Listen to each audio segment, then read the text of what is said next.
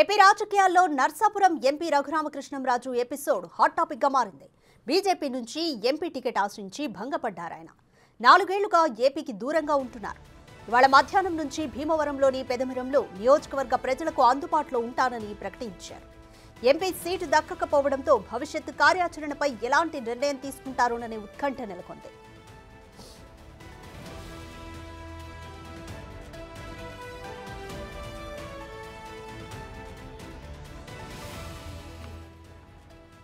ఇప్పటికే జగన్ బీజేపీ నేతలను ప్రభావితం చేయడం వల్లనే తనకు ఎంపీ టికెట్ రాలేదని రఘురామకృష్ణంరాజు ఆరోపించారు.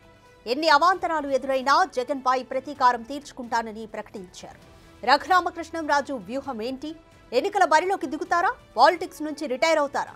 భీమవరంలో ఆయన ఏం ప్రకటిస్తారోనని సర్వత్రా ఆసక్తి నెలకొంది. మోర్ డీటెయిల్స్ మా ప్రతినిధి సాగర్ అందిస్తారు. సాగర్, బీజేపీ రఘురామకృష్ణంరాజుకు టికెట్ ని నిరాకరించారు. అయితే ఈ రోజు నియోజకవర్గ ప్రజలకు అందుబాటులో ఉంటానని కూడా ఆయన ప్రకటించారు. ఏ విధంగా ఉంటుంది ఆయన భవిష్యత్ కార్యాచరణ? ఇండిపెండెంట్ గా పోటీ చేసే అవకాశం ఉందా? రాధిక, నర్సాపురం పార్లమెంట్ అభ్యర్థి రఘురామకృష్ణంరాజు వాస్తవంగా నర్సాపురం పార్లమెంట్ కి మరొకసారి కూటమి నుండి టికెట్ ఆశించి భంగపడ్డారని చెప్పుకోవచ్చు. నర్సాపురం పార్లమెంట్ సీటు బీజేపీ వర్మకి కేటాయించడంతో ఇంచుమించుగా ఆయన అలకపాన్ పెక్కారని చెప్పుకోవచ్చు. ఈ పరిణామాలతో రఘురామకృష్ణరాజు పూర్తిగా షాక్ తిన్నారని చెప్పుకోవచ్చు. నర్సాపురం పార్లమెంటు పరిధిలో ఉన్నటువంటి రఘురామకృష్ణరాజు అభిమానులు, అనుచరులు సైతం పూర్తిగా షాక్ లోకి వెళ్ళిపోయిన పరిస్థితి. ఇప్పుడు ఏం చేయాలనే దాని మీద తీవ్రంగా ఆలోచిస్తున్నారని చెప్పుకోవచ్చు. ఇప్పటికే రఘురామకృష్ణరాజు సీఎం జగనే తనకి సీటు రాకుండా అడ్డుకున్నారు. బీజేపీ మాజీ అధ్యక్షుడు సోము వీర్రాజు పాత్ర ఉందంటూ కూడా కొంత ఆయన వ్యాఖ్యలు చేయడం తీవ్ర రాజకీయ చర్చకు తెరలేపిందని చెప్పుకోవచ్చు. ఈ రోజు ఆయన 4 ఏళ్ల తర్వాత మొన్న జరిగినటువంటి సంక్రాంతి పండుగకి భీమవరం వచ్చారు. ఆయన పండుగ 3 రోజుల పాటు భీమవరంలో ఉండి మరలా ఢిల్లీ వెళ్ళిపోయారు. ఇప్పుడు సీటు రాకముందు టీడీపీ కూటమి ఆధ్వర్యంలో జరిగినటువంటి తాడేపల్లిగూడెంలో జరిగినటువంటి బహిరంగ సభకు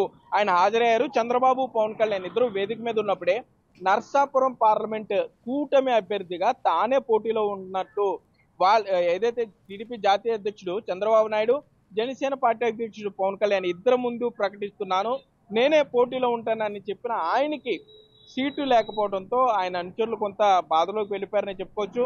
మధ్యాహ్నానికి ఆయన ఢిల్లీ నుండి రాజమండ్రి ఎయిర్పోర్ట్కి, అక్కడ నుండి భీమవరంలోని ఆయన నివాసానికి చేరుకుంటారు. భీమవరంలో నర్సాపురం పార్లమెంట్ కి సంబంధించిన ముఖ్య నేతలతో సమావేశం అయిన తర్వాత రఘురామకృష్ణంరాజు తన రాజకీయ భవిష్యత్తులో ఏం చేయబోతున్నారు అనేది అన్ని ప్రకటించే అవకాశం ఉంది. మరోపక్క ఆయన అనుచరులు ఉండి నియోజకవర్గానికి సంబంధించి, అంటే అక్కడ టీడీపీలో వర్గ విభేదాలు ఉన్నాయి కాబట్టి ఉండి సిట్టింగ్ ఎమ్మెల్యే రామరాజు, ఉండి మాజీ ఎమ్మెల్యే కలవపూడి శివ, వీళ్ళిద్దరూ కొంత అక్కడ మధ్య వర్గ ఈ భేదాలు ఉన్నాయి కాబట్టి శివ స్వతంత్ర అభ్యర్థిగా పోటీ చేస్తానని ప్రకటించారు. కాబట్టి అంటే ఉండి నియోజకవర్గ seat Raghuramakrishnaraju, assembly seat Raghuramakrishnaraju తీసుకుంటే ఉండి శివ కూడా కొంత అక్కడ రాజీ పడే ఆలోచన ఉంటుంది. కాబట్టి ఉండి సీటు మీద మరలా పునరాలోచించాలని ఇటు టీడీపీ అధిష్టానంతో పాటుగా బీజేపీ కూడా వారు రిక్వెస్ట్ చేస్తున్నట్లుగా తెలుస్తుంది. కానీ రఘురామకృష్ణరాజు మాత్రం తప్పనిసరిగా నరసాపురం బరిలో తాను ఉంటానని అనుచరులకైతే భరోసా ఇస్తున్నారు. ఆయన మధ్యాహ్నం వచ్చిన తర్వాత అనుచరులతో మాట్లాడిన తర్వాత నరసాపురం పార్లమెంట్కి స్వతంత్ర అభ్యర్థిగా పోటీలో ఉంటారా, లేకపోతే నరసాపురం పార్లమెంటు పరిధిలో ఉన్నటువంటి 7 అసెంబ్లీ నియోజకవర్గాల్లో ఏదైనా ఒక అసెంబ్లీ నుండి పోటీ చేస్తారా అనే దాని మీద స్పష్టత